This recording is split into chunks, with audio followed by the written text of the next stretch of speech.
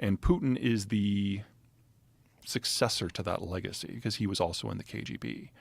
And we're now in an environment that between the terminal demographic structure of the Soviet/Russian system and Putin's personal paranoia, so he's gone through and purged what was left of the KGB, FSB, of anyone who has personal ambitions to succeed him.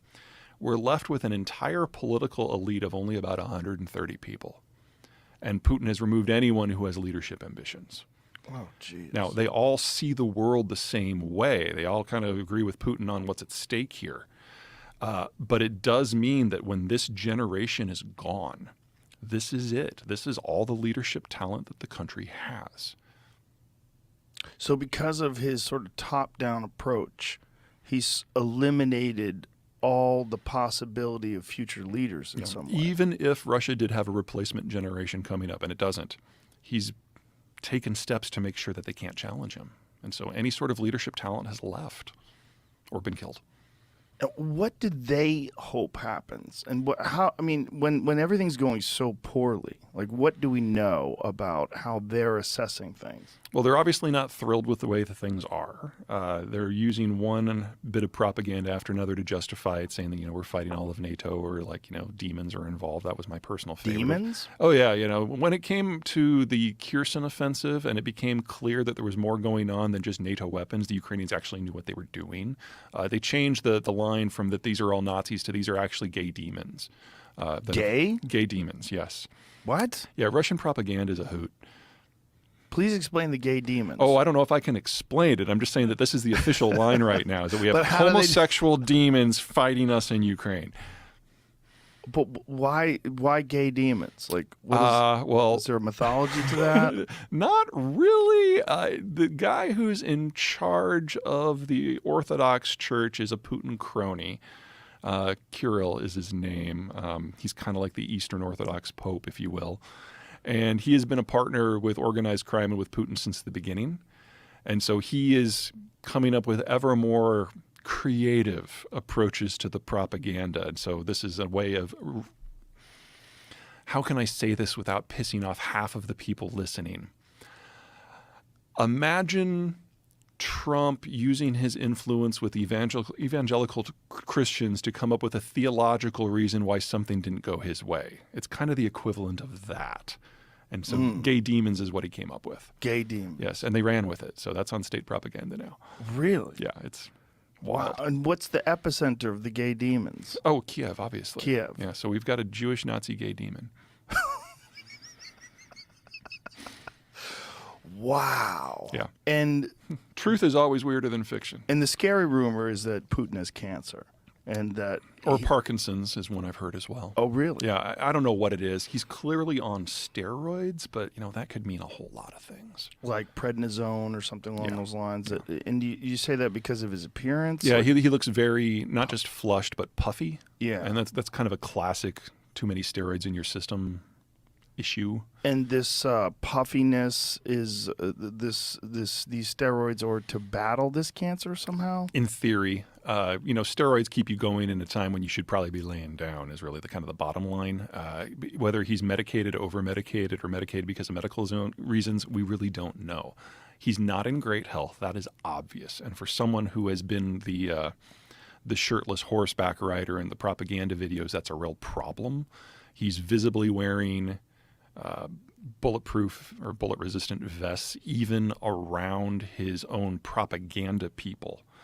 There was this great piece that came out that I saw last week where it was all the propaganda shots that he's taken with the soldiers' mothers and on the front and with the tech people and in the intelligence. And it was like the same 12 people were in every single shot, just in different outfits. And even with those people, he's wearing his ballistic vest. Now, when you say when you talk about his appearance that he's clearly unhealthy, is there? Can you demonstrate that? Are there images that show him a couple of years ago versus now, where you can see his appearance? Yeah, it's not much of a reach. Like I said, he likes to pose shirtless on horseback to show how virile he is. He didn't look good on shirtless on a horseback. Yeah, I know. To be You got to honest look with at it from the Russian point of view. I mean, the standards are a little different. Are they? Oh yeah, and he's got the shakes.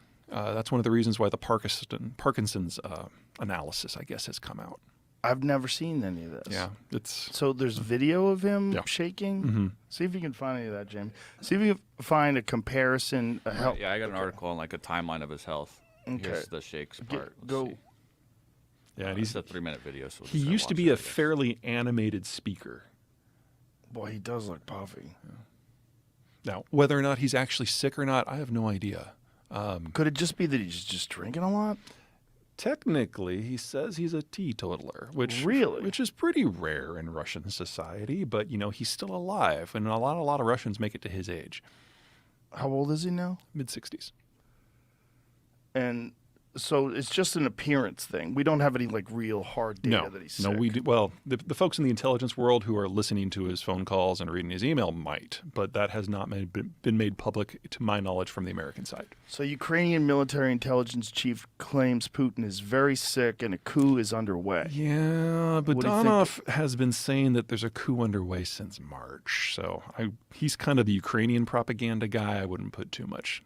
And how would Credence in that? But what would even happen there? Well, What if a coup did take You see, place? Putin has so thoroughly purged that what's left of the intelligentsia, there's only 130 of them, and there's probably only one of them who would have the guts to throw a coup. That's the Rosneft CEO. Rosneft is their oil monopoly. Igor Sechin is his name. He used to be a gun runner during the Soviet period. He's got the guts to pull it off. But if there's anything that the other 129 agree is that Sechin's an asshole and he should be shot on sight if he kills Putin. Oh Jesus! Yeah, so there's no like immediate pretender to the throne here. What a fucked up situation. Well, for the Europeans who have been dealing with the Russians for 3 centuries, this is kind of par for the course. It's just a modern version of it. Yeah. Yeah, the Soviet period was kind of a relief because we actually had an institution that pushed their weird religion to the side and actually worked on technocracy and technology. And from the European point of view, that was a huge improvement. And the belief in the post-Soviet period was that they would start from that and move forward and modernize and maybe even democratize. And people believed that for far too long, even when it was clear that Russia was degenerating rather than advancing itself. Now, the title of your book is "The End of the World is Just the Beginning." That's the one. Why that? We are dealing with the end of the world that we know. Russia is more of a symptom of this than a cause. So to go back a little bit, in the world before World War II, if you had coal, oil, food, and iron ore, you could industrialize and try to make something of yourself.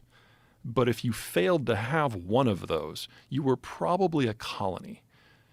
At the end of the war, the Americans abolished the imperial system and patrolled the global oceans for everyone. And as a result, now you only needed one of those 4, and you could trade for the others.